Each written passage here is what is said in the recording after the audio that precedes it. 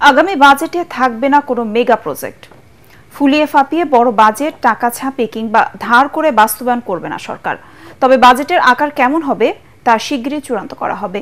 সচিবালয়ে ক্রয় সংক্রান্ত উপদেষ্টা কমিটির বৈঠক শেষে এসব তথ্য জানান অর্থ উপদেষ্টা। তিনি বলেন, এনবিআর বিলুপ্ত করা হলেও রাজস্ব সংগ্রহে নেতিবাচক প্রভাব পড়বে না। রিপোর্ট মাহবুব কবির চপলের।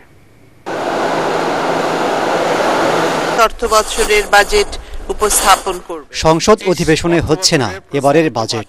তার বাইরে প্রথম বাজেট দেবে অন্তর্বর্তী সরকার। গত অর্থ বছরে প্রায় ৮ লাখ কোটি টাকার বাজেট দিয়েছিল আওয়ামী লীগ সরকার। স্মার্ট সমৃদ্ধ একটি দেশ গড়া এখন আমাদের প্রধান লক্ষ্য। তবে এবারের বাজেটের আকার ছোট করার ইঙ্গিত দিলেন অর্থ উপদেষ্টা। তিনি বলেন, অসংলগ্ন বাজেট করতে চাইছেন না তারা। বাস্তবায়নযোগ্য বাজেটের আকার নির্ধারণে কাজ চলছে।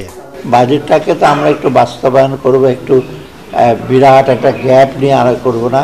প্রকল্প এডিপিটা আমরা একটু বাস্তবায়ন করব। আমরা অত্যন্ত বাস্তব প্রজেক্টে বড় বড় মেগা প্রজেক্টে ধার করে ডেফিসিট দিয়ে এগুলি করব না। ব্যাংক থেকে বড়োইংও করে বিরাট তারপর টাকা ছাপিয়ে আমরা এগুলো বাজেটটা বাস্তবায়ন করব।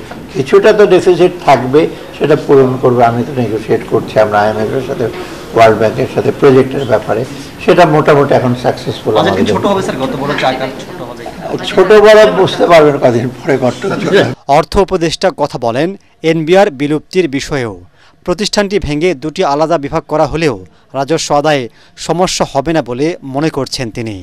এটা ইন্টারন্যাশনাল প্র্যাকটিস, পলিসি ডিভিশন আর ইমপ্লিমেন্টেশন ডিভিশন এক থাকে না। আর এনবিআর করবে এটা ইমপ্লিমেন্ট। এখন এনবিআর যদি পলিসিও করে, মানে যাদের খালি কাজ হলো কালেক্ট করা, এটা একটা কনফ্লিক্ট ইন্টারেস্টও থাকে। আমি পলিসি করলাম, আমি আমার লোকজন আদায় করলাম। রাজস্ব আদায় কোনো প্রভাব না। রাজস্ব আমরা এই পর্যন্ত যেটা অলরেডি কিন্তু রাজস্ব আদায় গতবারের তুলনায় 2% কিন্তু বেশি হয়েছে।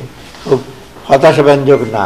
আমি আরও এক্সপেক্ট করছি অ্যাটলিস্ট গতবারের চেয়ে কম তো হবে না, যে বলুন 2%। জানা গেছে IMF-এর ঋণ পেতেই শর্ত মেনে এনবিআরকে 2 ভাগে বিভক্ত করা হয়েছে। মাহবুব কবির চপল, ATN বাংলা, ঢাকা।